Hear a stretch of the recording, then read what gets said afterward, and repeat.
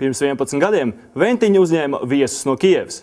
Ukraiņi tika uzvarēti pateicoties ātrajiem uzbrukumiem, precīzajiem tālmetieniem, agresīvai aizsardzībai un kādam vīriņam ar ūsām.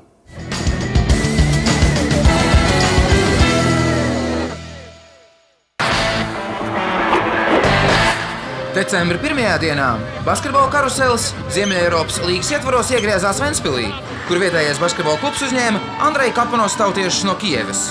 Spēles pirmo punktu pēc neveiksmīga kijeviešu uzbrukuma gūst Sandis Vuškevits, bet nākamos 7 ar neapturamiem uzbrukumiem Ukraiņu grozā iemet Aigars Vītols. Taču īstajā laikā pret īsto ventspilnieku uzspēlēja viesi. Stīvs Ričs, sniedzot palīdzības roku aizsardzībā, 3 minūtēs pamanās nopelnīt 3 piezīmes. Viesu ofensīva nebeidzas, un pēc pāris veiksmīgiem tālmetieniem iedzinēja lomā jau ir mājinieki.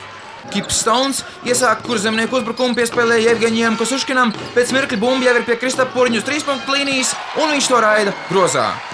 Rezultāta starpība līdz ar to nedaudz sarūk, taču Armanda Krauliņa domas ir tikai un vienīgi par uzvaru šajā spēlē. Pēkšņi viņa skatienu aizrauja kāds spēles moments un pamatoti, jo tieši tad Kips Stones uzlido virs viesu 2-metrnieku mūra un iedragā to no otrā stāva. Ja ne ar augumu, tad ar ātrumu noteikti. Tāds ir mājinieku ierocis. Taču vismaz pagaidām viesi situāciju laukumā tur savās rokās, un līdz ar to noskaņa viņu starpā ir pacilājoša.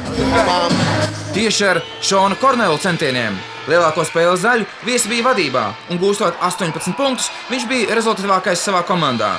Interesants arī fakts, ka ar saviem 1,87 cm uz pārējo komandas 2-metrnieku fona Šons bija labākais arī atliekušo bumbu vākšanā. Lūzums spēlē notika pēdējās ceturtdaļas vidū, kad Ukraiņiem neprecīzas piespēles mijās ar neveiksmīgiem uzbrukumiem, uz ko mājinieki atbildēja ar savu spēcīgāko ieroci ātrumu. Viesi veido savu kārtēju uzbrukumu, bet pēkšņi kā lodi izšaujas Sandis Vuškevits, pārtver piespēli un zemrīgi bumbu ieliek pretinieku grozā. Pēc mirkļa tieši tāpat nospēlē arī Kristaps Purnis, un trenera Kovļenko bažas ir pamatotas. Spēles pēdējās sekundēs Šons Kornels vēl mēģina ko glābt un izprovocē Kips Stone uz pārkāpumu. Taču viesu neveiksmu sērija turpinājās arī sodametienu laikā, kad Kornels garām met visas 3 reizes. Līdz ar to Ukraiņu galvas nolaidās, bet Armanda Krauliņa roka stiepās pēc apsveikumu saņemšanas un sniegšanas. Kā izrādījās, Ventspils uzvaras ierocis ir ne tikai ātrums. Es gribēju atrādīties, lai es te esmu bijis, jā. Tāpēc vinnēju.